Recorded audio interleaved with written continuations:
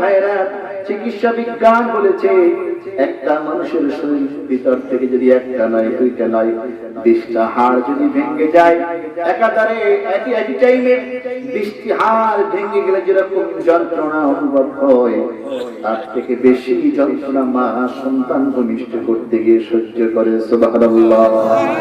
এজন্য আল্লাহ পাক বলেছেন, হামালাতুহু উম্মুহু ওয়াহানান আলা ওয়াহনিন, কষ্টের পরে কষ্ট স্বীকার করে তোমার মা তোমাকে জমিনে ভূমিষ্ঠ করেছে। সুবহানাল্লাহ। এই যুবক, আমি আমার মাহফিলে, প্রত্যেকটা মাহফিলে শেষে গিয়ে একটু মা বাবার কথা বলি। আমি আবার মা বাবার ভক্ত সন্তান, দুটো জান্নাতের ভিতরে একটা জান্নাতকে হারিয়ে ফেলেছি, আর একটা জান্নাতের কাছে আলোচনা আগে টেলিফোন দিয়ে দোয়া নিয়ে এসেছি। ওই জান্নাত যার করে আছে, দুনিয়ার ভিতরে সবচেয়ে উত্তম এই ঘরটা আল্লাহু আকবার। ও যুবক, বিয়ে করেছো 3 মাস 6 মাস পরে যুবক তুমি ভিন্ন হয়ে যাও, কার সাথে ভিন্ন হয়ে যাও, কার কথায় ভিন্ন হয়ে যাও। তুমি কি তোমার স্ত্রীর পরামর্শে, তোমার শ্বশুর বাড়ির পরামর্শে তোমার মা বাপকে আলাদা করে দিচ্ছ? মনে রাখবে, এই মা বাপ তোমাকে কষ্টের পরে কষ্ট করে তোমাকে তিল তিল করে বড় করেছে। ঠিক কিনা বলো আমার ভাইরা? আরেকটু শুনুন মনোযোগ দিয়ে। চিকিৎসা বিজ্ঞান বলেছে, যখন একজন মা সন্তান যখন পেটে ধারণ করে, পেটে সন্তান ধারণ করার পরে সন্তানের বয়স যখন 7 মাস হয়ে যায়, তখন এই সন্তানটা 10 ইঞ্চি লম্বা হয়ে যায়। 10 ইঞ্চি লম্বা হয়ে যায়। মায়ের পিঠের ভিতরে সন্তান ক্যাপাচির জরায়ুর ভিতরে, দেহের ভিতরে জায়গা হলো 10 ইঞ্চি।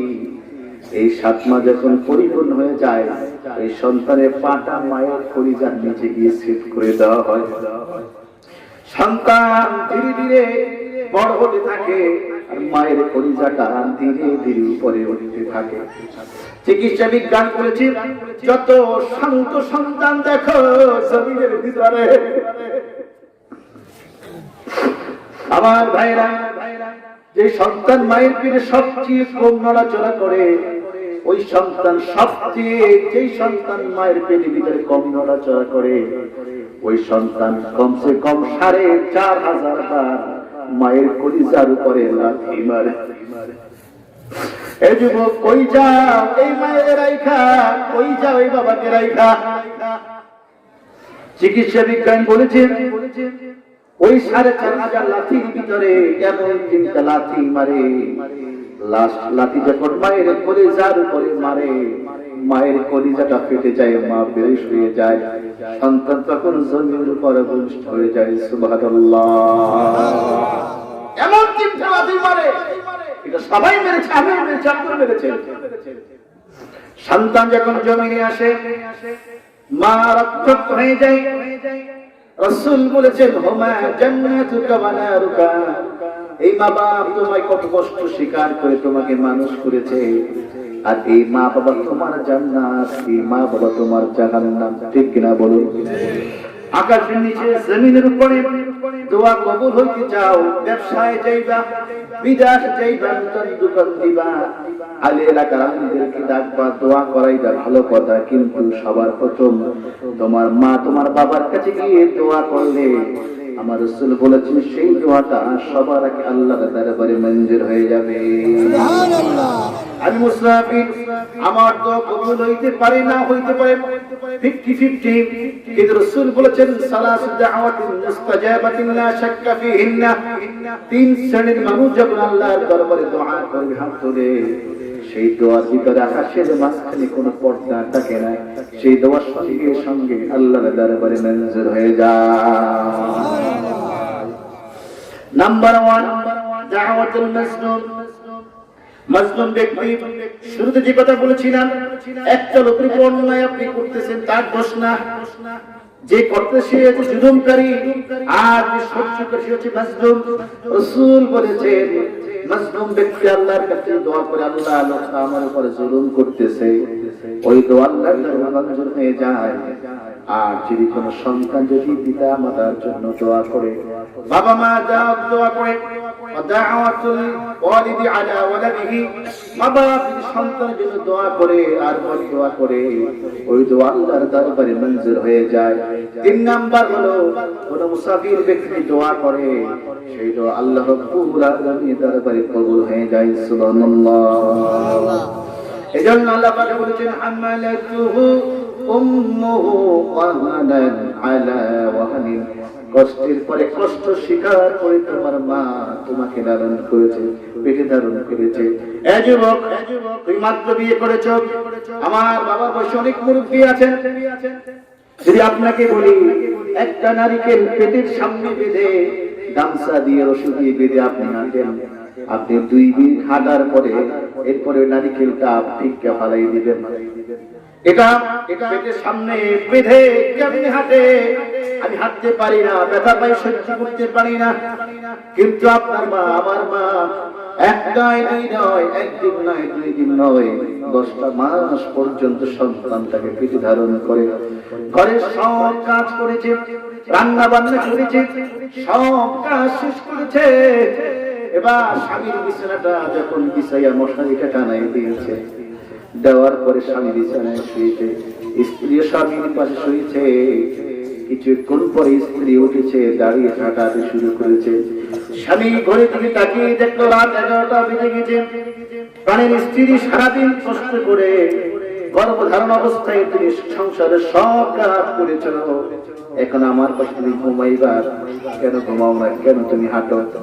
স্ত্রী বললেন, তুমি বুঝবা না, এই বোঝাই বলে কেমনে তোমায় ভুলি, দিন কাটে আর রাত কাটে, দিন কাটে আর রাত কাটে, বেদনার ফুল তোলে কেমনে তোমায় ভুলি। আল্লাহুম্মা জোরে সাল্লি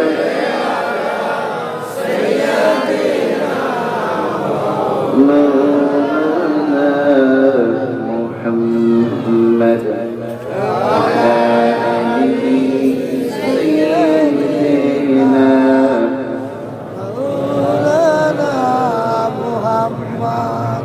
শ্রবণ ধারা আনলো প্লাবন, নিভিল পৃথিবীর সকল দহন, আসরে আসরে ভিজল মরু, সাহারা পেল ছায়া তরু, তুমি দিলে সব রহমের দ্বার খুলে, কেমনে তোমায় ভুলি। আল্লাহুম্মা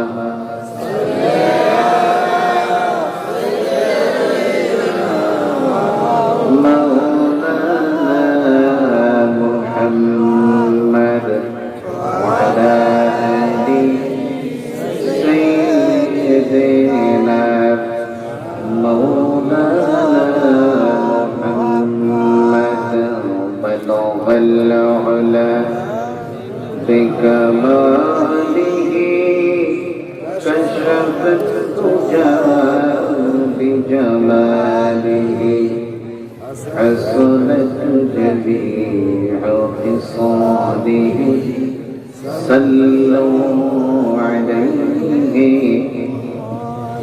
একটু জিকির করি সবাই, লা ইলাহা, সবাই লা ইলাহা ইল্লাল্লাহ, জোরে লা ইলাহা হয় না, লা ইলাহা ইল্লাল্লাহ, লা ইলাহা ইল্লাল্লাহ, লা ইলাহা লা ইলাহা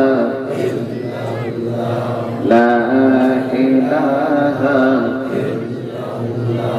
আমল দিয়ে বাঁচব না, পিতা মাতা থাকবে না, সুপারিশ না পাইলে নবীর সুপারিশ না পাইলে নবী নাজাত আমার হবে না। লা ইলাহা ইল্লাল্লাহ। মাশাআল্লাহ, জোরে লা ইলাহা ইল্লাল্লাহ, লা ইলাহা ইল্লাল্লাহ, লা ইলাহা ইল্লাল্লাহ। ইজ্জত হরমত চাইলাম না, ধন দৌলত লাগবে না, তোমার দিদার নসিব করো, তোমার দিদার নসিব করো, এই তো মনের বাসনা। লা ইলাহা ইল্লাল্লাহ, লা ইলাহা ইল্লাল্লাহ, লা ইলাহা ইল্লাল্লাহ, লা ইলাহা ইল্লাল্লাহ, লা ইলাহা ইল্লাল্লাহ, লা ইলাহা ইল্লাল্লাহ, মুহাম্মাদুর রাসূলুল্লাহ সাল্লাল্লাহু আলাইহি ওয়াসাল্লাম। বাওয়াই খোলা অবস্থান যে হুজুর রহমাতুল্লাহ আলাইহির মাজারে আজকে এই ইসলামের সব ওয়াজদোয়ার মাহফিলের সম্মানিত সভাপতি, যিনি অত্যন্ত সুন্দর করে আপনাদের আলোচনা শুনিয়েছেন, অত্র এলাকার কৃতি সন্তান Hazrat Maulana Mohammad Abduzzaman Molla Madrasatul Ali, principal, Joynagar MU senior Ali Madrasa, এবং তার তীব্র আলোচনা করেছেন আজকে মাহফিলের বিশেষ অতিথি। অত্যন্ত সুন্দর করে আলোচনা করেছেন হযরত মাওলানা মুফতি ইসলাম আব্দুল মুবিন সাহেব দারাতাল্লাহু তাআলা হায়াতিহি, এবং তার আগে আলোচনা করেছেন আজকে মাহফিলের সভাপতি যিনি ছিলেন হুজুরের পাশেই বসা বড় সাহেবুল্লাহ, আমার বাবার বয়সী মুরব্বিয়ান এখানে, সমবয়সী যুবক ভাইয়েরা, ছোট্ট আদরের বাবা ভাইরা, স্টেজের বাম দিকে বসে আছেন আমার বোনেরা, মাইকের আওয়াজ শুনছেন অনেক বাসা থেকে। আজকে আমি এই মুহূর্তে আল্লাহর দরবারে হাজার লক্ষ কোটি শুকর আদায় করছি, আল্লাহ পাক আমাদেরকে জান্নাতের বাগানে জান্নাতি মেহমান করে বসার তৌফিক দান করেছেন, সেজন্য আমরা খুশি না রাজা? একটু জোরে বলেন না বাবা। যেভাবে বসে আছি, করোনা ভাইরাস প্রত্যেককে আক্রমণ করার কথা ছিল, কথা ঠিক? থিওরি অনুসারে রহমত আছে কার? আমেরিকা ডোনাল্ড ট্রাম্প কত সেফটির ভিতরে চলছে, পরে কি ছাড় দিছিল? আমাদের উপরে কার রহমত আছে? আল্লাহ। যে আল্লাহ দয়া করে মায়া করে জান্নাতি বাগানে আমাদের আশার বসার তৌফিক দান করেছেন, সেজন্য অন্তরস্থল থেকে, হৃদয়ের গভীর থেকে শ্রদ্ধার সাথে জবান করে পড়ছি আলহামদুলিল্লাহ। লাখ কোটি তার থেকে অনেক অনেক অনেক বেশি দরুদ ও সালাম আল্লাহর সৃষ্টির প্রধান আকর্ষণ, বিশ্ব সভার সভাপতি, সমস্ত নবী রাসূলগণের মাথার মুকুট, শামসুল হিদায়াত, বদরুদ্দোজা, আফতাবে খোদা, নবিয়ুস সাকালাইন, নবিয়ুল হারামাইন, নবিয়ুস শরফাইন, ইমামুল মুরতাদা, নবিয়ুনা মুহাম্মদুর রাসূলুল্লাহ সাল্লাল্লাহু তাআলা আলাইহি ওয়াসাল্লামের উপর যার উম্মত হওয়ার এই মহান সৌভাগ্য, সৌভাগ্য লাভ করেছি বিনা দরখাস্ত, আলহামদুলিল্লাহ। আমাকে যদি আপনি প্রশ্ন করেন এই আকাশের নিচে জমিনের উপরে হুজুর আপনি সবচেয়ে খুশি কেন, কি পেয়ে আল্লাহর নিয়ামত আপনি খুশি, আমি বলবো শ্রেষ্ঠ নবীর উম্মত করেছেন, আলহামদুলিল্লাহ। এর চেয়ে খুশি কিছু হতে পারে না। আমি আলোচনার শুরুতে মা বোন যেখানে বসে আছে, ভলান্টিয়ার ভাইরা যারা আছে, ডানে বামে যেন মেহেরবানি করে শব্দ না হয়, আমার কথা বলে কষ্ট হবে। একটা সাবজেক্টের উপরে কথা বলতে গিয়ে অনেক কিছু চিন্তা ভাবনা করতে হয়, সেখানে কথা বললে ডিস্টার্ব হলে মনোযোগ অন্যদিকে চলে যায়, সেদিকে আপনারা খেয়াল করবেন। প্রিয় ভাইরা, আপনারা এসেছেন এক অলির দরবারে, অলির মাঝের আজকে মাহফিল, ঠিক কিনা ভাইরা? আজকে আমরা অলিদের জীবনের পরে অলিদের চরিত্র সম্পর্কে কিছু কথা আমরা শুনব, ঠিক কিনা বলুন? দুঃখের বিষয় হলো সত্য, এদেশে যুগ যুগ ধরে নয়, শতাব্দী ধরে, তারপরে বহু পূর্বে এদেশে ইসলাম প্রচার করেছেন আল্লাহর ওলিরা, কথা ঠিক? তখন কোন নামগন্ধ ছিল না, ফুরফুরা, জোনপুর, সারসিনাব, তারপরে উজাইনি, বহু চরমরায়, বহু দরবার। আমি সব দরবার নাম বলতে পারলাম না, আপনারা অনেক দরবারের বই আছে, এদেশে ইসলাম প্রচার করেছে তারা, সুতরাং তাদেরকে ভুলে গেলে চলবে না। আজকে কিছু ভাইরা অলিদের কথা বলতে চান না। আমি যে সূরা থেকে তেলাওয়াত করেছি, সূরাতুল লোকমান 21তম পারার মতো, একটু হ্যাঁ হ্যাঁ কিছু বললেন, কততম পারা? 21তম পারা, যেটার নাম কি? সূরাতুল লোকমান। লোকমান আলাইহিস সালামের নামে টাইটেল দিয়ে, শিরোনাম দিয়ে আল্লাহ তাআলা একটা সূরা নাযিল করেছেন। এই সূরার আমি দুটো আয়াত তেলাওয়াত করেছি, আপনাদের দোয়া চাচ্ছি হৃদয় থেকে, আল্লাহর কাছে দয়া কামনা করছি, আল্লাহ যেন আমাকে হৃদয়কৃত আয়াতের উপর নির্বাচিত মুহাদ্দিস এবং মুফাসসির, এদের দৃষ্টিকোণ থেকে ইখলাসের সাথে কথা বলা, আমাদের বুঝার, আমল করার তৌফিক যেন দান করে, আমিন। প্রিয় ভাইরা, গোটা পৃথিবীর সকল উলামায়ে কেরামের কাছে সমাদৃত একখানা হাদিস গ্রন্থ, যার নাম শিশু থেকে শুরু করে বৃদ্ধ পর্যন্ত সকলেই জানে, বুখারী শরীফ। কি নাম? বুখারী শরীফের ৭৩৭২ খানা, ৩৭৪ খানা, ৩৭৫ খানা একাধিক মত রয়েছে, ৭,০০০-এর উপর হাদিস রয়েছে। প্রথম হাদিস রয়েছে নিয়াত সম্পর্কে। কি সম্পর্কে ভাইরা? নিয়াত সম্পর্কে। ইন্নামাল আ'মালু বিন্নিয়াত। শেষের হাদিস রয়েছে দুটো বাক্যর উপরে আমল সম্পর্কে। শেষ হাদিসটা শোনাচ্ছি। আল্লাহ রাসূল ইরশাদ করেছেন, কালিমাতানি হাবিবাতানি ইলার রহমান খাফিফাতানি আলাল লিসান সুবহানাল্লাহি ওয়া বিহামদিহি সুবহানাল্লাহিল আযীম। সুবহানাল্লাহ। সুবহানাল্লাহ।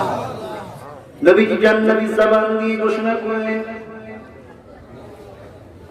দুটো এমন বাক্য রয়েছে, গভীর মনোযোগ ভাইরা, দুটো এমন বাক্য রয়েছে যে বাক্য দুটো উচ্চারণ করতে সহজ, আল্লাহর কাছে বড় প্রিয়, আর নেকির পাল্লায় ভারী।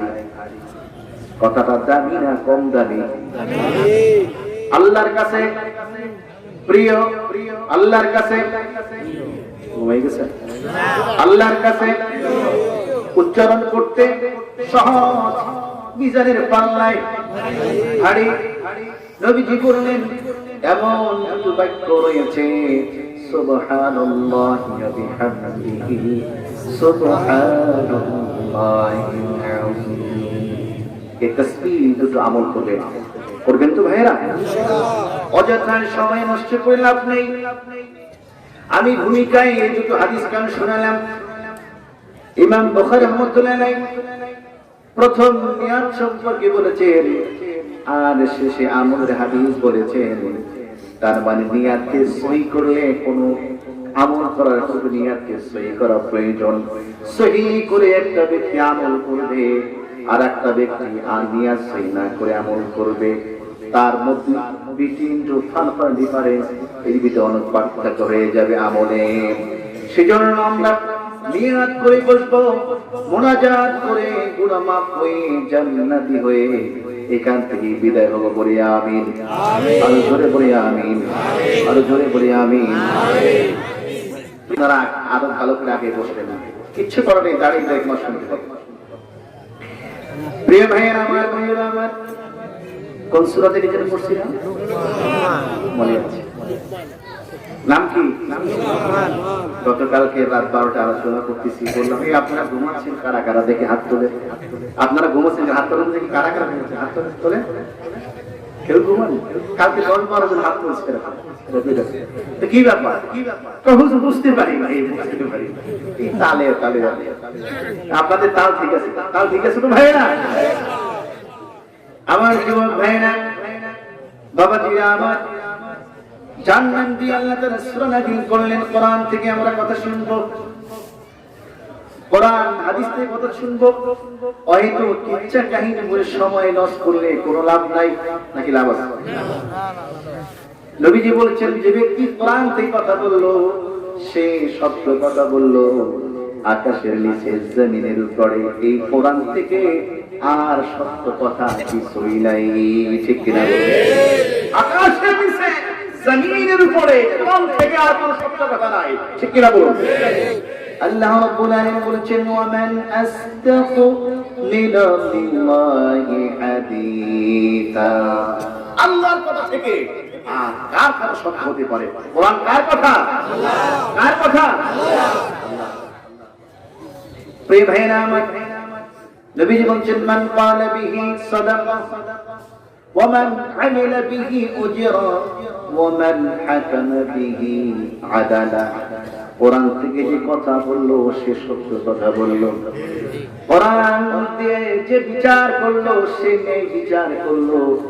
আর কোরআন উপরে যে আমল করলো সে সঠিক সওয়াব জান্নাতে যাওয়ার পাখিরা গ্রহণ করলো। সুবহানাল্লাহ। কোরআনের বিচার আমার দেশে আছে? কি ভয় পাচ্ছে? আছে?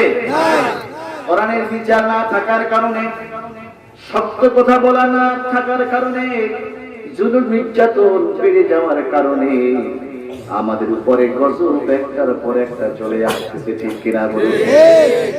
এলাকার ভিতরে নেতা অহেতুকভাবে একজন গরিব লোকের উপর নির্যাতন করতেছে।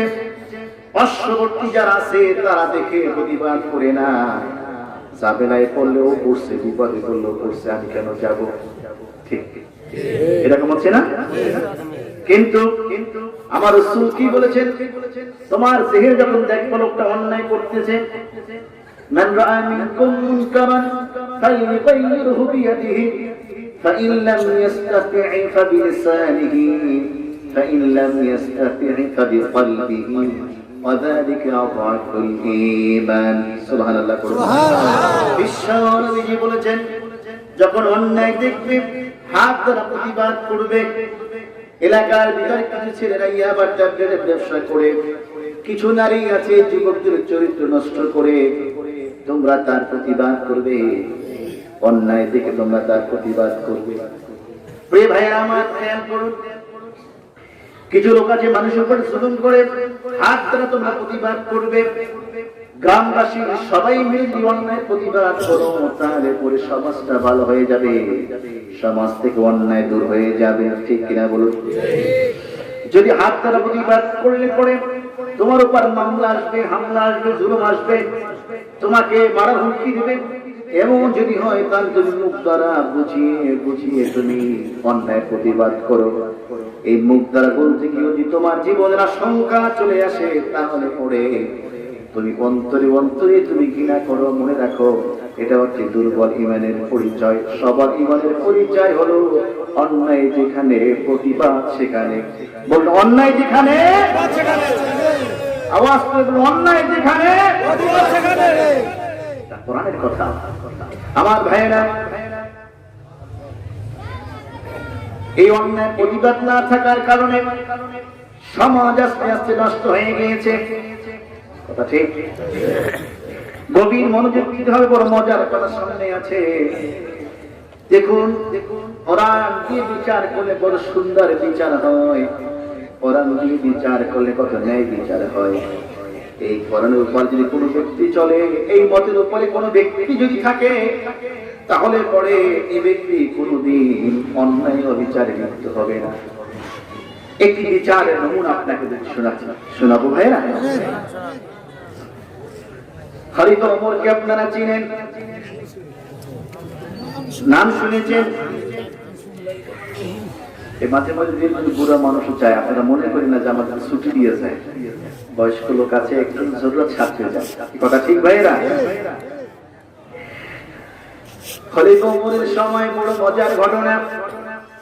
এক বিছানায় রাতের অন্ধকারে দুইজন মহিলা সন্তান প্রসব করেছে। একজন প্রসব করেছে পুত্র সন্তান, আর একজন প্রসব করেছে কন্যা সন্তান। বলেন কোনটার দাম বেশি? এই তো হুজুর, কিন্তু ভিতরে ভিতরে একটাই আছে, ছেলে যুবকরা বিয়ে করার পরে যখন প্রথম স্ত্রী প্রেগনেন্সি হয়, আল্লাহর কাছে মোনাজাত করবে, আল্লাহ কথা ঠিক। কিন্তু অনেক ছেলে পেয়েছে, বংশ গৌরব বংশ রাখার জন্য ছেলে প্রয়োজন আছে, কিন্তু যার ছেলে নাই কথা আছে, তার বাহুকে বড় নাই। কিন্তু এমন মেয়ে আছে, মেয়েরা বড় বাবার ভক্ত হয়, মা ভক্ত হয়। রাসূল এই কথা বলেন নাই যার ঘরে ছেলে সন্তান আছে সে জান্নাতি। আমার রাসূল বলেছেন যার ঘরে কন্যা সন্তান আছে, উত্তম ভাবে লালন পালন করেছে, উত্তম পাত্রস্থ করতে পেরেছে, সে জান্নাতি। সুবহানাল্লাহ। কিছু নারীরা আছে, আমি বলবো সময় যদি আপনারা আমাকে দেন, কিছু নারীদের কথা বলবো ইনশাআল্লাহ।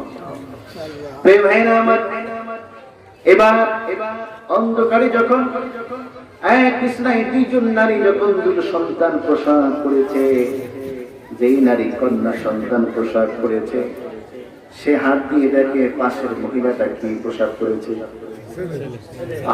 কি চুরি করলো? কি করলো?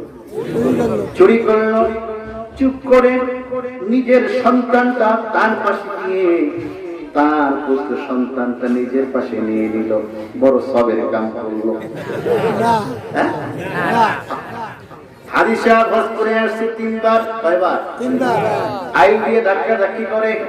আমার মতো বক্তা কত সুন্দর করে মাঠে ওয়াজ করে, গিয়ে দেখেন মানুষের ঠকানোর ব্যস্ততায় আছে, ঠিক নামাজ পড়ে ইহদিনাস সিরাতাল মুস্তাকিম, যোহরের নামাজ পড়লো, নামাজ পড়ে গিয়ে দোকানে বসছে, সিরাতাল মুস্তাকিমের পথে যে সঠিক পথ। দোকানে গিয়ে বিসমিল্লাহ মিথ্যা কসম খাইলো, ভাই কাপড়টা 500 টাকায় কেনা, 50 টাকা লাভ না হলে বিক্রি করতে পারি না, কেনা কিন্তু 400। কেনা কত? 400 মিথ্যা কসম খাইলো, আছে কি নাই? তাহলে এমন নামাজ, এমন হজ, এমন ওয়াজ দ্বারা জনগণের কোনো লাভ হবে না, কথা ঠিক কি না? আমি ভাবি সাহেব রাগ করে না, আমি 3 বার আল্লাহ আমাকে নিয়েছে, আলহামদুলিল্লাহ আলহামদুলিল্লাহ। প্রিয় ভাইয়েরা আমার, বন্ধুরা আমার, এবার সকাল হয়ে গেল, কিন্তু ওই মহিলাকে যখন কন্যা সন্তান দিয়েছে, বাচ্চা যখন দুধ পান করতেছে মায়ের, তখন মা চিন্তা করলো, কেমন যেন মনে হলো সন্তান রাতের বেলায় চেঞ্জ হয়ে গিয়েছে কিনা, পরিবর্তন হয়েছে কিনা। আমার মনে হয় আমার করে যে সন্তান, এটা আমার সন্তান না। আমার ভাইয়েরা, কোন মায়ের কাছে যদি 10টা ছেলের সার তার সামনে রাখা হয়, আমার মা ওই 10টা সার নাকের কাছে নিয়ে সুখী সুখে বলে দিতে পারবে, ও তার সন্তানের সার কোনটা মা বলতে পারবে, ঠিক কিনা বলেন? 35টা নারী ছেলে ভাবতে পারবে, কিন্তু মহিলা চিন্তা করলো, আরে কোন ডকুমেন্টস নাই, কোন প্রমাণ নাই, আমি কেমনি বলবো সন্তানটা আমার। সকাল হয়ে গেল, মহিলা বললেন, মনে হয় বোন রাতের বিনা সন্তান পরিবর্তন হয়ে গিয়েছে। কয় না, আসলে সে কি করছে?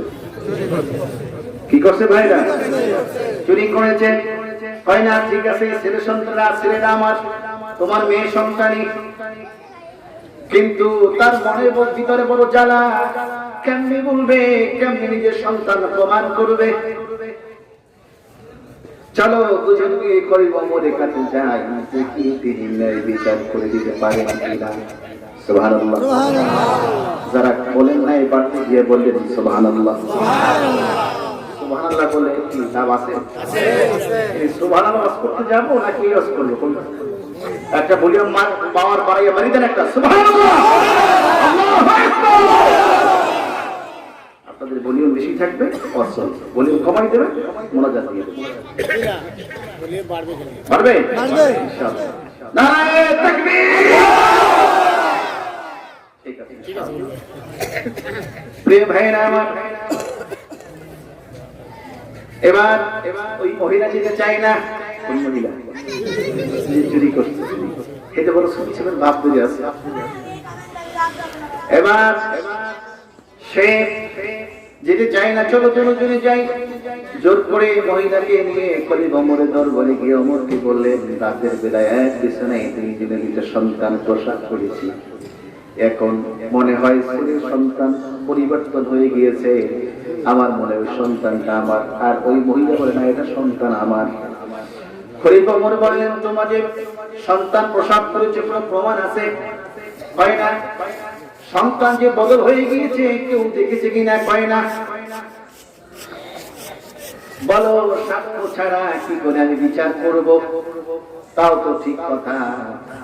তাহলে যাও, সাক্ষ্য নাই, বিচার করতে পারবো না। দুজন মহিলা আস্তে ব্যাগ করতেছে।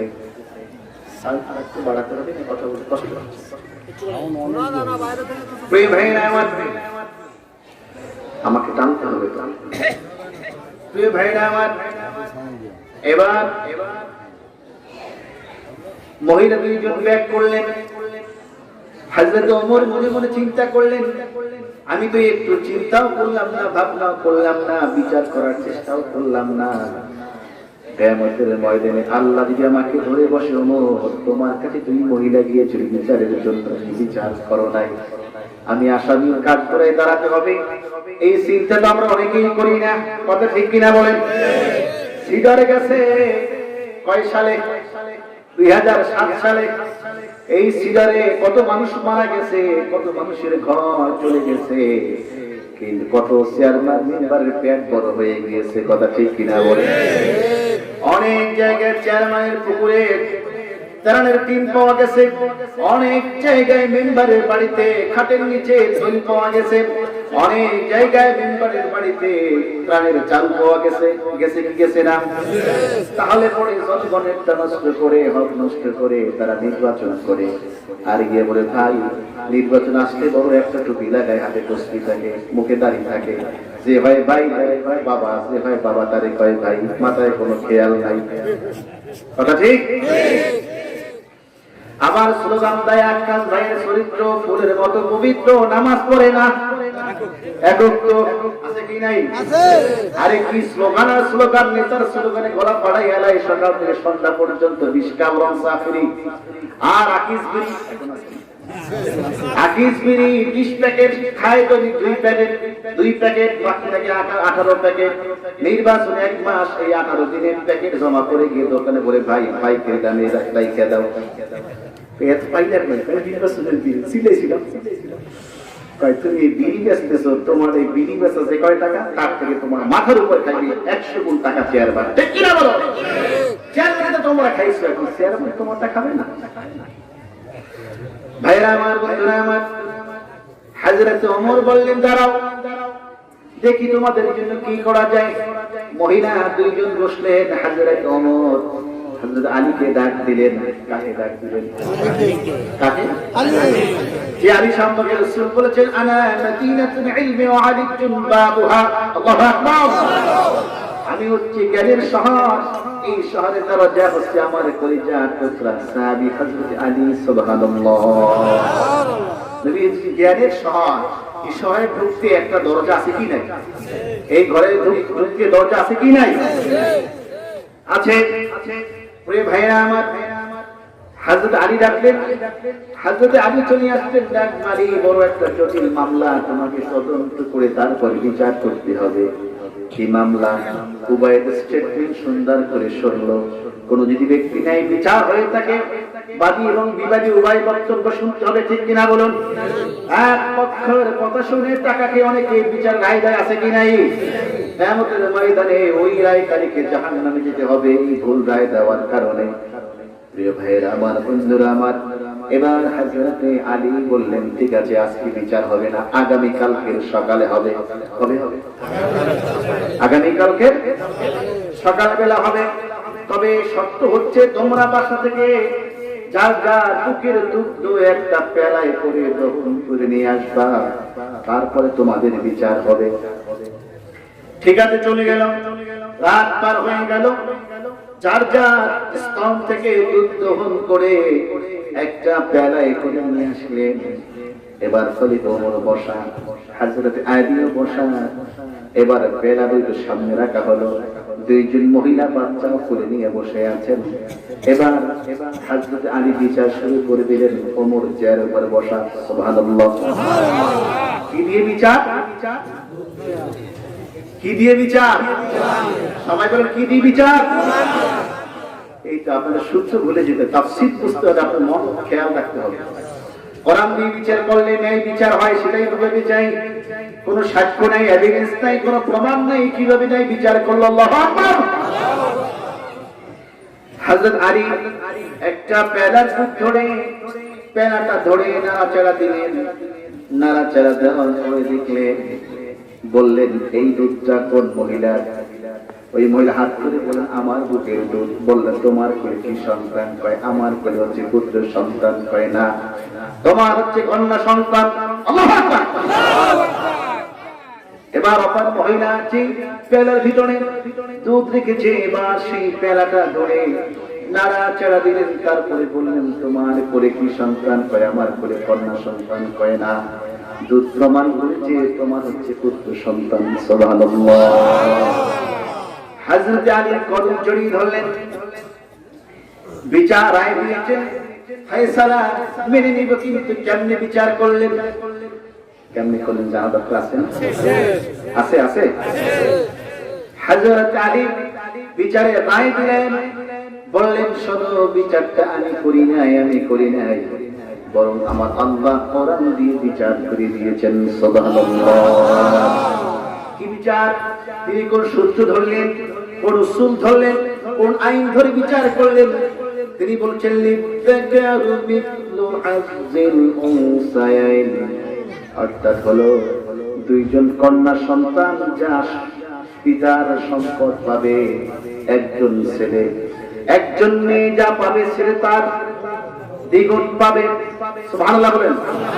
কার বিধান? যদি মেয়ে বাবা 10 টাকা পায়, ছেলে পাবে কয় টাকা? 20 টাকা। সুতরাং হযরত আলী বললেন এই সূত্র ধরে বিচার করেছি, আল্লাহ জমিনের ভিতরে যে সম্পদের আইনটা এরকম করে দিতে পারে, তাহলে পরে মায়ের বুকের দুধের ভিতরে সেরকম আইন করে দিয়েছেন। তার মানে হলো যেই মহিলার কন্যা সন্তান তার দুধ যতটুকু পাতলা, আর যে মহিলার পুত্র সন্তান তার দুধ তার চেয়ে দ্বিগুণ ঘন। সুবহানাল্লাহ। জোরে বলেন না সুবহানাল্লাহ। এবার যখন এই দুধ দিয়ে বিচার করলেন, ওই মহিলাকে শাস্তি দেওয়ার জন্য হযরত ওমর অর্ডার দিলেন। মহিলা কত বিচারে যে বললেন আমি ভুল করেছি, অন্যায় করেছি, রাতের বেলায় তার কাছ থেকে তার পুত্র সন্তানটা আমার কাছে নিয়ে আমার কন্যা সন্তানটা তার কাছে দিয়েছি। কিন্তু রাসূল বলেছেন শোনো, তোমরা কন্যা সন্তানকে ঘৃণা করো না। আল জান্নাত তাহতা আকদামিল উম্মাহাত। আমি মাঝে মধ্যে বলে থাকি নারীরা, মহিলারা কিন্তু নবী হয় নাই, কিন্তু নবীদের মা হয়েছে। সুবহানাল্লাহ। ঠিক কিনা বলেন?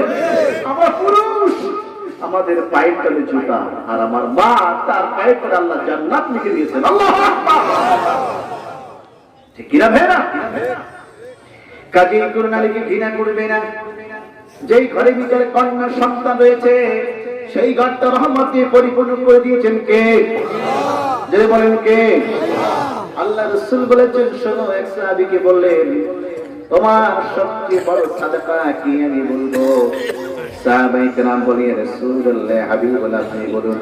নবীজি বললেন তোমার যে মেয়েটা তালাক প্রাপ্ত হয়ে তোমার বাড়িতে চলে এসেছে, আর তুমি ওই মেয়েটাকে উত্তম ভাবে খাওয়া দাওয়া করতেছো, তার লালন পালন তার ব্যবস্থা তুমি করতেছো, ওই কন্যা সন্তান তোমার জাহান্নামে যাওয়ার প্রতিবন্ধক হয়ে যাবে।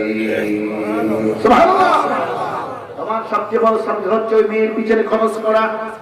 কাজেই কন্যা সন্তানের সম্মানকে করেছেন রাসূল করেছেন। সুবহানাল্লাহ। কাজেই কোরআন দিয়ে বিচার করলে সেই বিচার কি বিচার হবে? ন্যায় বিচার হবে, সঠিক বিচার হবে। এর যে বিচার জমিনের উপরে আর কোন বিচার হতে পারে না। ঠিক কিনা ভাইরা? যুবক ভাইরা, আমরা দেশে দেখি কিছু লোক মেয়েদের পক্ষে বক্তব্য দেয়, আমরা নারীবাদী, নারীবাদী, এনজিওতে চাকরি দেয়, এইটা চাকরি দেয়, সেইটা চাকরি দেয়, এখানে আসো। মোল্লারা আলেমরা বক্তব্য দেয়, তার ভিতরে তোমাদের সম্মান নাই, তোমাদের ইজ্জত নাই, অধিকার নাই, তোমাদের অধিকারের পক্ষে আমরা, এমন আছে কি নাই? আমি এই প্রসঙ্গে একটা ঘটনা শোনাতে চাই, তারপরে মূল আলোচনা যাবে ইনশাআল্লাহ। কি এক জায়গায় গ্রামের বাড়িতে, গ্রামের মাহফিল, গ্রামের বাড়িতে এই মুরগির খোপ আছে না, এই মুরগির খোপে একদিন মহিলা খুব তাড়াহুড়া করে খোপটা আটকেছে, রাওয়া মুরগটা আটকাইতে পারে না, সে গাছের ডালে আছে। এমন ঘটনা হয় কি হয় না? আচ্ছা, যখন রাত 3টা বাজছে, ওই পথ দিয়া মিস্টার শিয়াল যাচ্ছে, সেই মোরগ যখন গাছে নাড়াচাড়া দিচ্ছে, শিয়াল গিয়ে ঘরে হাজির হচ্ছে, গিয়ে দেখে কত সুন্দর আমার জন্য শিকারী বসিয়েছে গাছে, তুই না একটু জিয়ারত করি। তো ফজরের আযান যখন হয়ে গেল, তখন এই মোরগটা শুরু করলো কুকুরুতু কিরকম দেয় না, সে বলে সুবহান কুদ্দুসুন রাব্বুনা ওয়া রাব্বুল মালাইকাতি ওয়ার রূহ, আকাশের ফেরেশতা আছে, সে বলে, তা শুনে সে বলে সুবহান কুদ্দুস, আমরা শুনে কুকুরুতু। এই শব্দ শুনে শিয়াল আরো কাছে আসে, শিয়াল বলে, এই আযান দিয়েছে, তাহলে এখন নামো, জামাতে নামাজ পড়ি। বাচ্চারা চেষ্টা করছে, ভলান্টিয়ার কেউ নাই। প্রিয় ভাইরা আমার, গভীর মনোযোগ দিয়ে শুনুন। এবার আযান দিয়েছে, জামাতে নামাজ পড়তে চায় কে?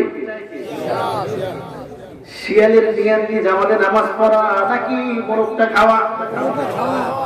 আমাদের দেশে যারা নারীদের পক্ষে বক্তব্য দেয়, তারা নারীদের পক্ষে নয়, বরং নারীদেরকে দর্শন করা, তাদের চরিত্র হরণ করা, তাদের দুর্বল পয়েন্টগুলো আঘাত করা, ঠিক কিনা বলুন? ঠিক কিনা? কোরআনের উপরে, ইসলামের উপরে নারীদের আর কেউ পরিচালনা দিতে পারে না, ঠিক কিনা বলুন? মোরগ বলতেছে, ঠিক আছে জামাতে যখন নামাজ পড়বা, তুমি এর আগে মসজিদে ইমাম সাহেব তো দরকার। সে কুকুরে ডাকতেছে, ইমাম সাহেব আসেন। সে যখন মোরগটা জোরে সোরে ডাকতেছে, ইমাম সাহেব আস্তে আস্তে গাছের গোড়ায় আসছে। বললাম তো শিয়াল আসে না গেছে? শিয়াল প্রায় 4 দিন পরে কাটতেছে, আমাদের নামাজ পড়তে তোর সাথে, তুই নামাজ পড়তে দিবি না আমারে? ঠিক আছে, আবার কিন্তু দেখা হয় তোর সাথে, আমাদের নামাজ পড়বো।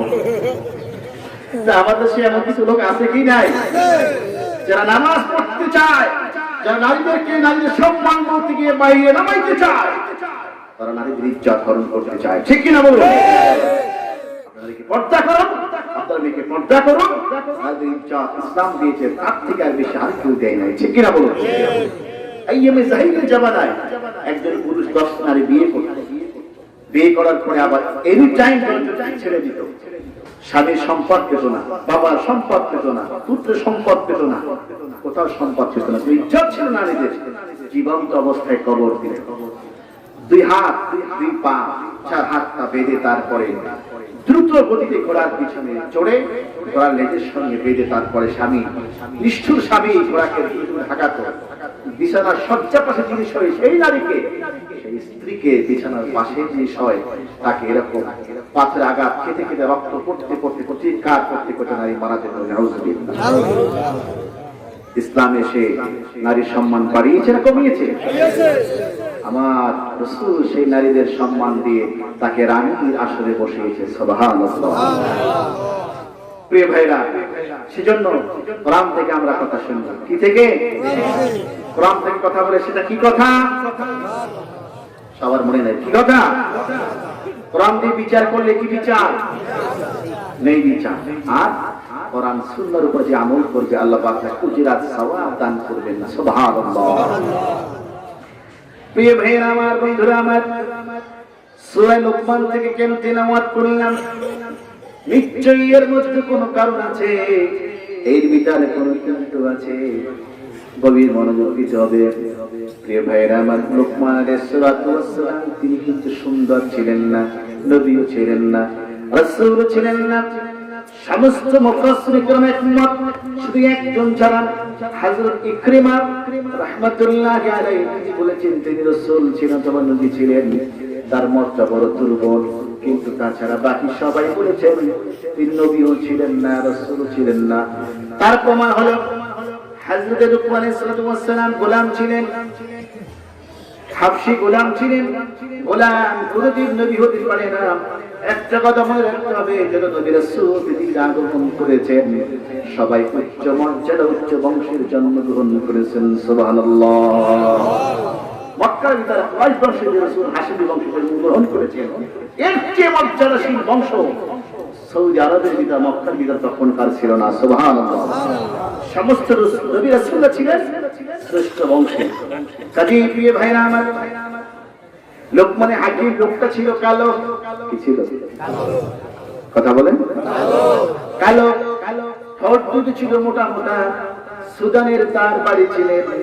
যারা সৌদিতে গিয়েছেন দেখেছেন ভাইয়েরা, নাইজেরিয়ান লোকগুলো দেখলে বাতি যত জ্বালান আলো বাড়বে না, যত বাতি জ্বালান কিন্তু আলো বাড়বে না।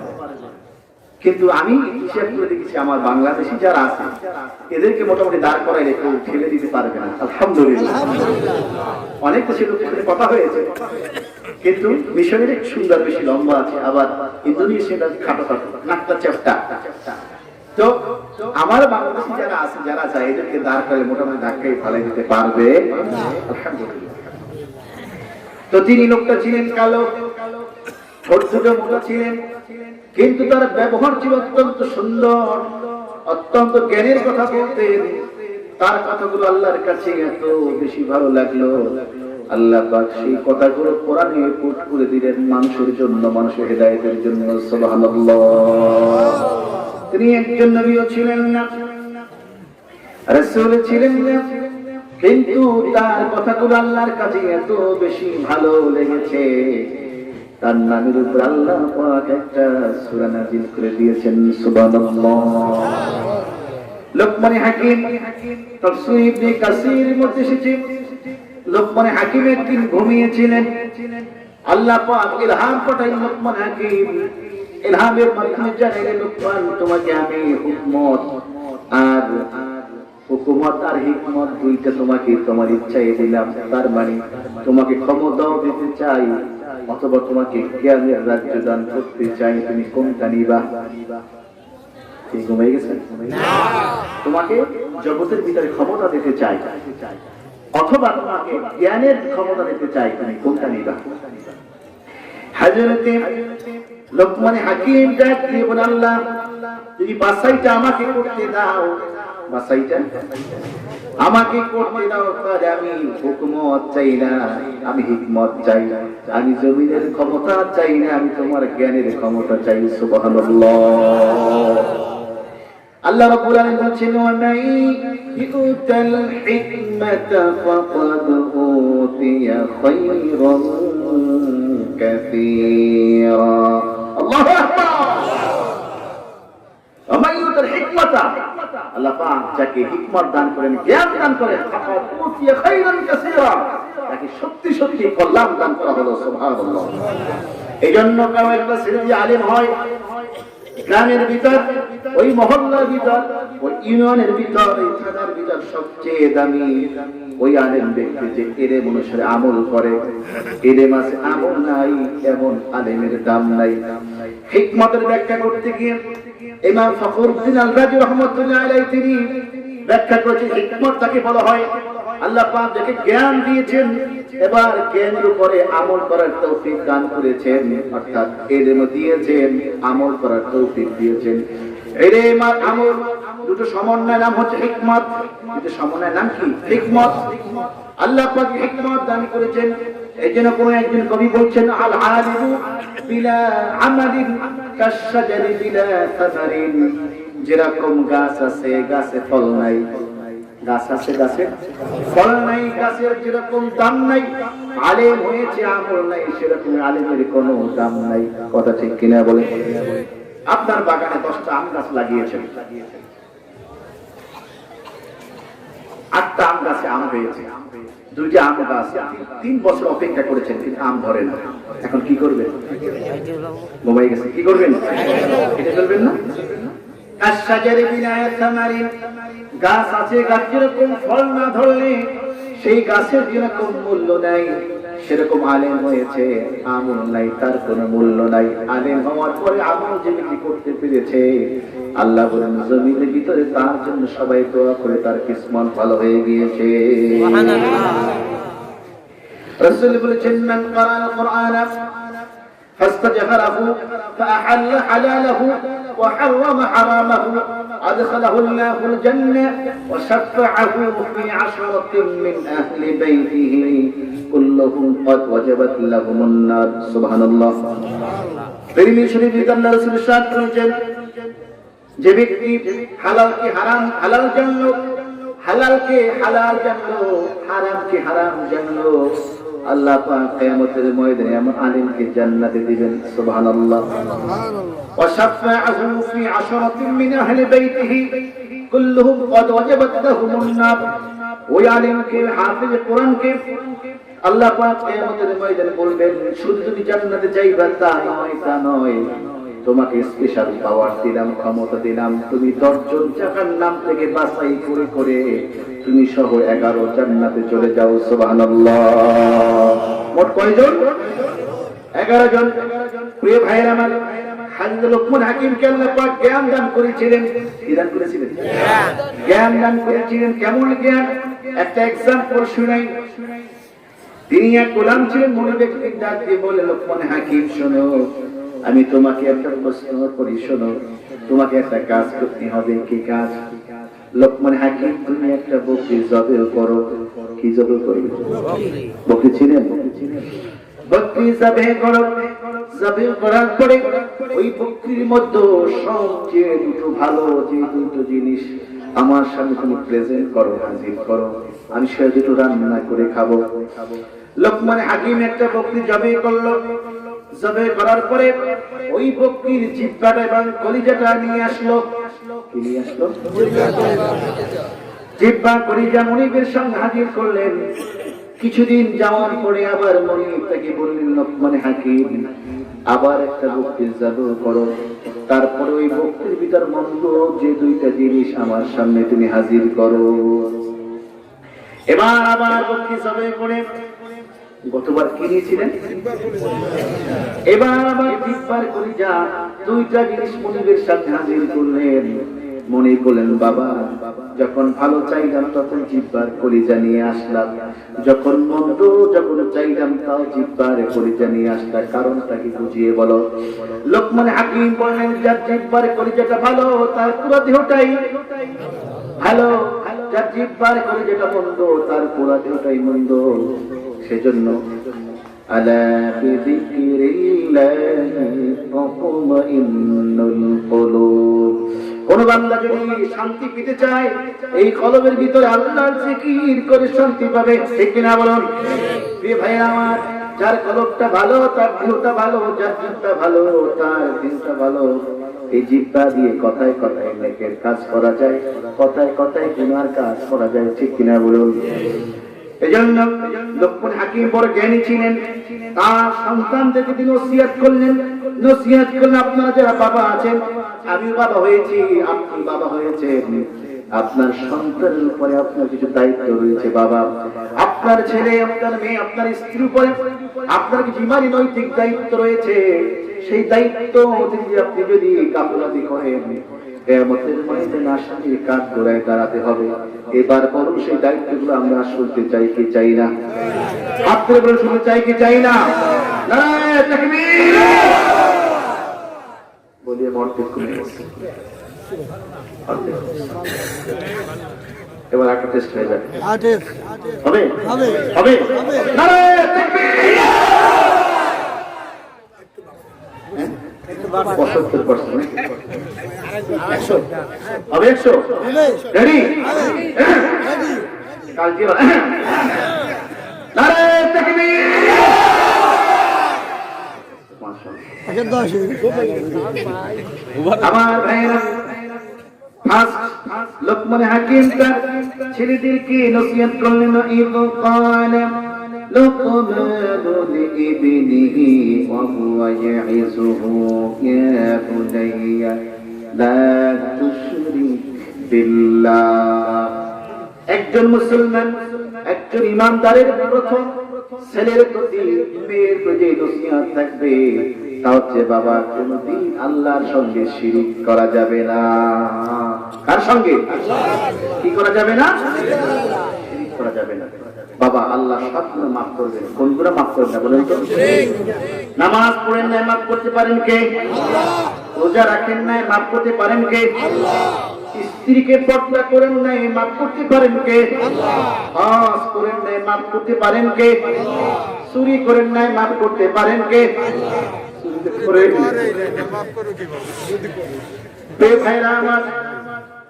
তাহলে পরে সব গুনাহ আল্লাহ মাফ করবেন, কিন্তু শিরিক গুনাহ আল্লাহ ক্ষমা করবেন না।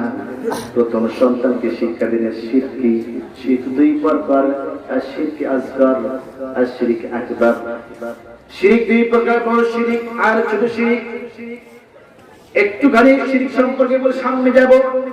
আল্লাহর সঙ্গে অংশীদারিত্ব করা, ইবাদতের ভিতর অন্যকে অংশীদারিত্ব করা। যেমন বড় শিরকের একটা শিরক হচ্ছে, মামলায় পড়েছেন, বিপদে পড়েছেন, মাজারে গিয়ে বলবেন, বাবা বাবা ও বাবা দাও আমার এইটা, মামলা থেকে কি আমাকে বাঁচাই দাও। ঈমান থাকবে না, চলে যাবে? সবাই বলেন। আবার মাজারে গিয়ে টাকা দিবেন, মাজারে গিয়ে টাকা দিবেন, বলবেন বাবা তুমি হাদিয়া রসিদে আমাকে বাঁচাও। নাউজুবিল্লাহ বলবেন না? মৃত্যু মানুষের জন্য টাকা দরকার নাই, মৃত্যু মানুষের জন্য মোমবাতি দরকার নাই, মৃত্যু মানুষের জন্য আগরবাতি দরকার নাই। আমল ভালো করে গেলে মোমবাতি জ্বালাবেন 1 ঘন্টা, 24 ঘন্টার 1 ঘন্টা, বাকি 23 ঘন্টা থাকবে অন্ধকার। ঠিক কিনা বলো? আর যদি এক আমল করে দিতে পারে, বাবা তোমার মোমবাতি জ্বালাতে হবে না, আগরবাতি জ্বালাতে হবে না, কবরটা জান্নাতের বাগান হয়ে যাবে। সুবহানাল্লাহ। আমল করে যাও, তোমার কবরে মোমবাতি জ্বালানো লাগবে না, আগরবাতি লাগবে না, তোমার কবরটা বেহেশতের বাগান করে দিবে কে? প্রিয় ভাইরা আমার,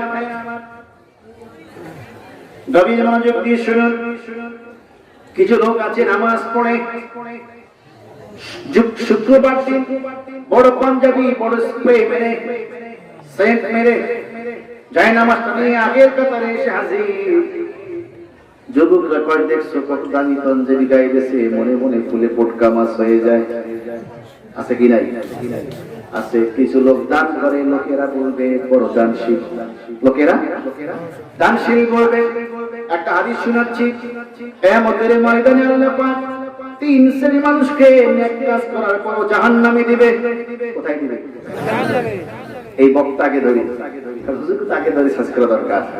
বাঙালি সার্চ করতে পারে, খুব ভালো। কিয়ামতের ময়দানে এক শ্রেণীর বক্তাকে ডাকা হবে, কারীকে ডাকা হবে। ও কারী, ও বক্তা, ও আলেম, জমিনে তুমি ওয়াজিফা করেছিলা। বক্তা বলবে, কারী বলবে, তোমার কোরআন তেলাওয়াত করেছি, তোমার দ্বীনের জন্য, ইসলামের জন্য ওয়াজ করেছি, ইসলামের জন্য ছেলেদেরকে শিক্ষা দিয়েছি, ইসলামের জন্য। আল্লাহ ডাকতে বলবে, মিথ্যা কথা, তোমাকে লোকেরা ভালো আলেম বলবে, ভালো বক্তা বলবে, ভালো কারী বলবে, ভালো হাফেজ বলবে। এই নাম শোনার জন্য তুমি ওয়াজ করেছো, এই নাম শোনার জন্য কোরআন তেলাওয়াত শিক্ষা দিয়েছো, যাও যাও।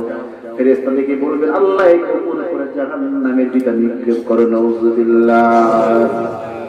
এবার ধরবে দানশীলকে, দানশীল এলাকায় ধনবান যারা আছে। বেশ কয়েক বছর আগে হয়তো যারা পেপার পত্রিকা পড়েন দেখেছেন, চট্টগ্রাম এক জায়গায় রমজান মাসে কাপড় বিতরণ করছে এক শিল্পপতি।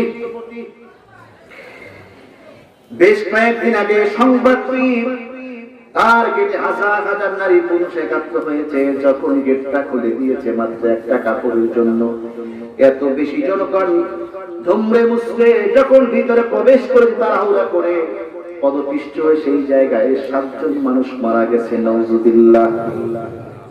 জোরে বল নাউযুবিল্লাহ। কিসের জন্য? একটা মাত্র কাপড়ের জন্য। ধাক্কার চোটে। আচ্ছা বলেন, আপনার নামাজ ফরজ হলে আপনি পড়বেন, আপনার ছেলে পড়বে? আপনার পড়তে হবে। তাহলে রোজা ফরজ হলে আপনারটা আপনার করতে হবে, হজ ফরজ হলে আপনারটা আপনার আদায় করতে হবে, যাকাত আপনার বিবেচনায় যাকে যাকে দেওয়ার প্রয়োজন লিস্ট করে আপনি নিজে তার বাড়িতে পৌঁছে দিয়ে আসবেন। আপনার ওই যে 1/2 কিলোমিটার দূরে লাইট হবে, লোকেরা দেখবে অমুক সাহেব এত টাকা দান করতেছে, যাকাত দিচ্ছে, ভিডিও করে ইউটিউবে ছেড়ে দিবে, সেগুলো বাহ বাহ বাহ নিজে ফুলে ফোটকা মাছ হয়ে যাবে। তখন আল্লাহ বলবেন, তুমি দানশীল আমার জন্য দান করো নাই, তোমার যশকে তুমি যে দান করেছো, আল্লাহ বলবেন এই দানশীল আমার দরকার নাই। একে ধরেও কেউ বলে জাহান্নামে নিক্ষেপ করো। কয়জন গেল? বাকি আছে কে? একজন বাকি আছে। তুমি হজ করেছো কার জন্য? আল্লাহ তোমার জন্য। তুমি বলছো ওয়ালিল্লাহি আলান নাসি বিজুল বাইতা মান ইসতাতাআ ইলাইহি সাবিলা। আল্লাহু আকবার বলুন, জবান করে বলুন আল্লাহু আকবার। আল্লাহ বলেন যার সামর্থ্য আছে সেই জীবনে একবার হজ করবে। কয়বার? একবার। যার সামর্থ্য আছে, যা দিন আছে, ছেলে সন্তানের ভরণ পোষণ দেওয়ার পরে যার 4 লাখ টাকার মতো যার আছে উদ্বৃত্ত, তা দিয়ে সে হজ করবে। ঋণ করবে না, ঋণ পরিশোধ করার পরে। আল্লাহ বলেন হজ করেছো কিসের জন্য? আল্লাহ তোমার সন্তুষ্টির জন্য। মিথ্যা কথা। বরং তুমি হজ করেছো তোমার যশ খ্যাতির জন্য, লোকে তোমাকে হাজির সাহেব বলবে সেই জন্য। আল্লাহ পাক বলবেন তুমি এই লোকটাকে আমার বান্দাকে উপর করে জাহান্নামে নিক্ষেপ করে। বলি নাউজুবিল্লাহ। তার মানে হলো লোক দেখার পর ইবাদত করা যাবে। মসজিদে নামাজ পড়লে এলাকায় মিলাদে দাওয়াত দিবে, 40 দাওয়াত দিবে। লোকেরা মারা গেছে দাওয়াত দিয়ে বাড়িতে ভালো মন্দ খেতে পারি না, এক প্লেট খেয়ে আসলাম, এই নিয়তে নামাজ পড়লে, এই নিয়তে দান করলে সেটা হবে রিয়া, সেটা হবে শিরক।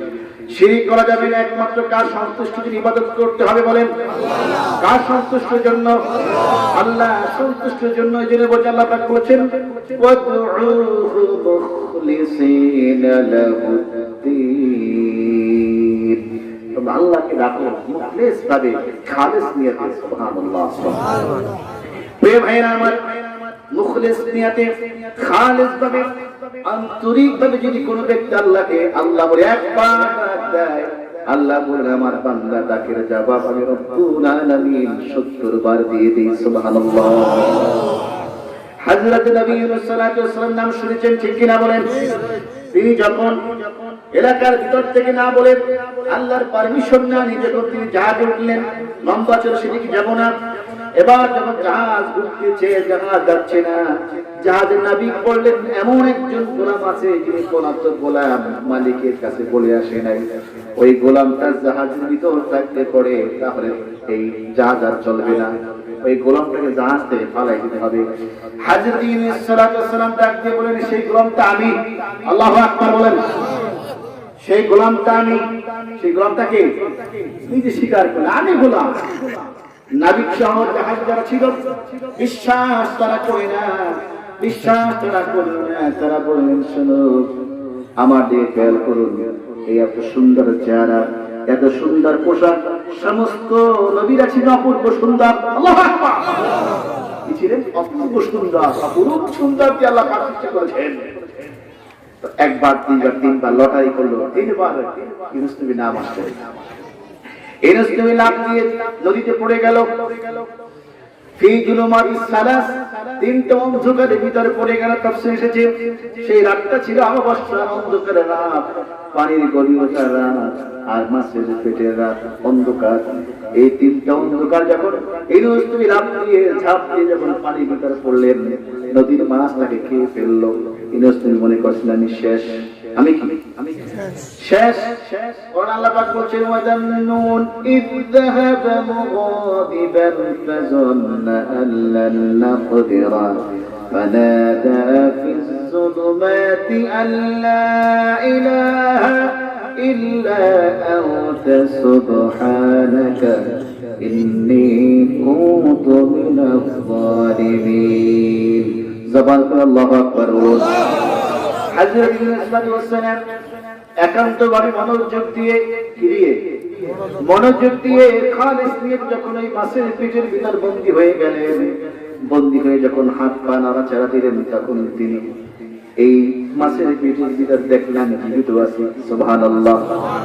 কি গভীর পানির ভিতরে আপনি কতক্ষণ থাকতে পারবেন? তা আবার মাছের পেটে কে বাঁচিয়েছেন? কে বাঁচিয়েছেন? এবার সেখানে বসে ডাকতে শুরু করেন, লা ইলাহা ইল্লা আনতা, আল্লাহ তুমি ছাড়া কেউ নাই, তুমি ছাড়া কেউ নেই। সুবহানাক, তোমার পবিত্রতা বর্ণনা করতেছি। ইন্নী কুনতু মিনাল যালিমিন, আমি জুলুম করি নাই, আমি জুলুমদের পক্ষ থেকে আমি মাজলুম। রব্বুল আলামিন, আমি তোমার কাছে তওবা করতেছি, তোমাকে ডাকতেছি, আল্লাহ আমাকে সাড়া দাও। আমার ভাইরা 40 দিন তিনি ডাকলেন, প্রায় 16 লক্ষ বার ডাক হয়ে গেল। কতবার? 16 লক্ষ বার ডাকতে ডাকতে আল্লাহ পাক মাছকে অর্ডার করে, মাছ এবার আমার বন্ধুকে কুলে ফালাই দিয়ে বলি করে দাও। হযরত 40 দিন পরে হযরত ইউনূস আলাইহিস সালাম যখন মাছ কিনারায় ফিরে দিলেন, তখন অসুস্থ হয়ে গেলেন, শরীরটা সাদা হয়ে গেল। আমার ভাইরা আল্লাহ পাক হুকুম দিলেন, ওই সূর্য আলো তার দেহে যদি না লাগে, তখন সেখানে একটা গাছ তৈরি হয়ে গেল। এমন একটা গাছ, সেই গাছের ভিতরে বড় বড় পাতা, ছাতার মতো পাতা, তার ভিতরে তফসির এসেছে লাউ তৈরি হয়ে গেল। আল্লাহু আকবার। রাসূল যত তরকারি পছন্দ করতেন, তার ভিতরে লাউ বেশি পছন্দ করতেন। আর সাহাবীদেরকে বলতেন, শোনো, এই লাউ খাওয়াটা হচ্ছে আমার ভাই হযরত ইউনূস আলাইহিস সালামের সুন্নাত। সুবহানাল্লাহ। যখন সেখানে গাছ তৈরি হয়ে গেল, লাউ গাছের পাতা বড় বড় না, এত বড় বড় সুন্দর পাতা হয়ে গেল, আর একদিক থেকে ফল হয়ে গেল। 40 দিন পর্যন্ত না খাওয়া ওই গাছের ফল খেলো, আর তার উপরে ছায়া দিল। আল্লাহ পাক কিছুক্ষণের ভিতর তাকে সুস্থ করে দিলেন। সুবহানাল্লাহ। কেন বললাম? হযরত ইউনূস আলাইহিস সালাম ওই গভীর তলদেশে বসে আল্লাহকে খালিস নিয়তে সহিভাবে ডাক দিয়েছেন। আল্লাহ ডাক শুনেছেন। আপনি যখন খালিস নিয়তে আল্লাহকে আল্লাহ বলে ডাক দিবেন, অবশ্যই আল্লাহ আপনার ডাকের জবাব দিবেন। ঠিক কিনা বলুন? তাহলে প্রথম ওসিয়ত সন্তানকে কি করবেন? লা তুশরিক বিল্লাহ ইন্নাশ শিরকা লাযুলমুন আযীম। নিশ্চয়ই শিরক হচ্ছে সবচেয়ে বড় অপরাধ, সবচেয়ে বড় গুনাহ। এবার আপনারা বলুন তো, কয়দিন আপনার ছেলেকে এই শিরকের কথা বলেছেন? বাবা, শিরক করা যাবে না। ঈমান আর শিরক দুটো এক জিনিস নয়। কাজেই ঈমান গ্রহণ করার পরে জীবনে মৃত্যু আগ পর্যন্ত তার উপর ইস্তিকামত থাকতে হবে, আল্লাহর দাসত্ব করতে হবে। ঠিক কিনা ভাইয়েরা? আমার ভাইয়েরা, আনন্দরা আমার, আল্লাহ পাক এই অর্ডার করলেন। হযরত লুকমান হাকিম তার ছেলেকে প্রথম শিরক ব্যাপারে অ্যালার্ট করলেন। তারপরে তার ছেলেদেরকে সামনে গিয়ে আল্লাহ পাক যে কথাগুলো বলেছেন, হযরত লুকমান হাকিম তার ছেলেদেরকে নামাজের কথা বলেছেন, তার ছেলেদেরকে পর্দার কথা বলেছেন। এরপরে বলেছেন, শোনো, আল্লাহ পাক বলেছেন, শোনো, সন্তানদেরকে ওসিয়ত করেছেন, ওয়াসাইনাল ইনসানা বিওয়ালিদাইহি হামালাতুহু উম্মুহু ওয়াহনান আলা ওয়াহনিন। আল্লাহ পাক বলেন, শোনো, তোমরা তোমাদের মা বাবার সঙ্গে উত্তম আচরণ করবে। সুবহানাল্লাহ। ওয়াসাইনাল ইনসানা বিওয়ালিদাইহি হামালাতুহু উম্মুহু ওয়াহনান আলা ওয়াহনিন। কষ্টের পরে কষ্ট সহ্য করে তোমার মা তোমাকে পেটে ধারণ করেছে। সুবহানাল্লাহ। কষ্টের পরে কষ্ট। পৃথিবীতে একটা সন্তান জন্ম দিতে গিয়ে মা যত কষ্ট স্বীকার করে, আর কেউ এত কষ্ট স্বীকার করে না। ঠিক কিনা বলুন? প্রিয় ভাইরা, আবার কবে মনোযোগ দিয়ে শুনুন, দিলটা নরম করে দিন। এক ফোঁটা আল্লাহর ভয়ে, নবীর প্রেমে, মা বাবার মুহাব্বতে চোখের পানি ছেড়ে দিবেন। ভাইরা আমার, একজন মা যখন সন্তান প্রসব করে, এত বেশি যন্ত্রণা, এত বেশি ত্যাগ স্বীকার করে। আমার ভাইরা, চিকিৎসা বিজ্ঞান বলেছে, একটা মানুষের শরীর ভিতর থেকে যদি একটা নয়, দুইটা নয়, 20টা হাড় যদি ভেঙে যায় একাধারে, একই টাইমে 20টি হাড় ভেঙে গেলে যেরকম যন্ত্রণা অনুভব হয়, তার থেকে বেশি যন্ত্রণা মা সন্তান ভূমিষ্ঠ করতে গিয়ে সহ্য করে। সুবহানাল্লাহ। এজন্য আল্লাহ পাক বলেছেন, হামালাতুহু উম্মুহু ওয়াহনান আলা ওয়াহনিন। কষ্টের পরে কষ্ট স্বীকার করে তোমার মা তোমাকে জমিনে ভূমিষ্ঠ করেছে। সুবহানাল্লাহ। এই যুবক, আমি আমার মাহফিলে প্রত্যেকটা মাহফিলের শেষে গিয়ে একটু মা বাবার কথা বলি। আমি আমার মা বাবার ভক্ত সন্তান, দুটো জান্নাতের ভিতরে একটা জান্নাতকে হারিয়ে ফেলেছি, আর একটা জান্নাতের কাছে আলোচনা আগে টেলিফোন দিয়ে দোয়া নিয়ে এসেছি। ওই জান্নাত যার ঘরে আছে, দুনিয়ার ভিতরে সবচেয়ে উত্তম এই ঘরটা আল্লাহর। ও যুবক, বিয়ে করেছ 3 মাস 6 মাস পরে যুবক তুমি ভিন্ন হয়ে যাও, কার সাথে ভিন্ন হয়ে যাও, কার কথায় ভিন্ন হয়ে যাও। তুমি কি তোমার স্ত্রীর পরামর্শে, তোমার শ্বশুর বাড়ির পরামর্শে তোমার মা বাপকে আলাদা করে দিচ্ছ? মনে রাখবে, এই মা বাপ তোমাকে কষ্টের পরে কষ্ট করে তোমাকে তিল তিল করে বড় করেছে। ঠিক কিনা বলো আমার ভাইরা? আরেকটু শুনুন মনোযোগ দিয়ে। চিকিৎসা বিজ্ঞান বলেছে, যখন একজন মা সন্তান যখন পেটে ধারণ করে, পেটে সন্তান ধারণ করার পরে সন্তানের বয়স যখন 7 মাস হয়ে যায়, তখন এই সন্তানটা 10 ইঞ্চি লম্বা হয়ে যায়। 10 ইঞ্চি লম্বা হয়ে যায়। মায়ের পিঠের ভিতরে সন্তান কাপাচির জরায়ুর ভিতরে, দেহের ভিতরে জায়গা হলো 10 ইঞ্চি। এই 7 মাস যখন পরিপূর্ণ হয়ে যায়, এই সন্তানের পাটা মায়ের কলিজার নিচে গিয়ে সেট করে দেওয়া হয়। সন্তান ধীরে ধীরে বড় হতে থাকে, আর মায়ের কলিজাটা ধীরে ধীরে উপরে উঠতে থাকে। চিকিৎসা বিজ্ঞান বলেছে, যত শান্ত সন্তান দেখো শরীরের ভিতরে, আমার ভাইরা, যে সন্তান মায়ের পেটে সবচেয়ে কম নড়াচড়া করে, ওই সন্তান সবচেয়ে, যেই সন্তান মায়ের পেটের ভিতরে কম নড়াচড়া করে, ওই সন্তান কমসে কম 4500 বার মায়ের কলিজার উপরে লাথি মারে। এই যুবক, কই যাও এই মায়ের রাইখা, কই যাও এই বাবাকে রাইখা? চিকিৎসা বিজ্ঞান বলেছেন, ওই 4500 লাথির ভিতরে এমন 3টা লাথি মারে। লাস্ট লাথি যখন মায়ের কলিজার উপরে মারে, মায়ের কলিজাটা ফেটে যায়, মা বেহুশ হয়ে যায়, সন্তান তখন জমিনের উপরে ভূমিষ্ঠ হয়ে যায়। সুবহানাল্লাহ। এমন 3টা লাথি মারে, এটা সবাই মেরেছে, আমি মেরেছি, আপনি মেরেছেন। সন্তান যখন জমিনে আসে, মা রক্তাক্ত হয়ে যায়। রাসূল বলেছেন, হুমা জান্নাতুকা ওয়া নারুকা। এই মা বাপ তোমায় কত কষ্ট স্বীকার করে তোমাকে মানুষ করেছে, আর এই মা বাবা তোমার জান্নাত, এই মা বাবা তোমার জাহান্নাম। ঠিক কিনা বলুন? আকাশের নিচে জমিনের উপরে দোয়া কবুল হইতে চাও, ব্যবসায় যাইবা, বিদেশ যাইবা, নতুন দোকান দিবা, আলে এলাকার আলেমদেরকে ডাকবা, দোয়া করাইবা, ভালো কথা, কিন্তু সবার প্রথম তোমার মা তোমার বাবার কাছে গিয়ে দোয়া করলে, আমার রাসূল বলেছেন, সেই দোয়াটা সবার আগে আল্লাহর দরবারে মঞ্জুর হয়ে যাবে। সুবহানাল্লাহ।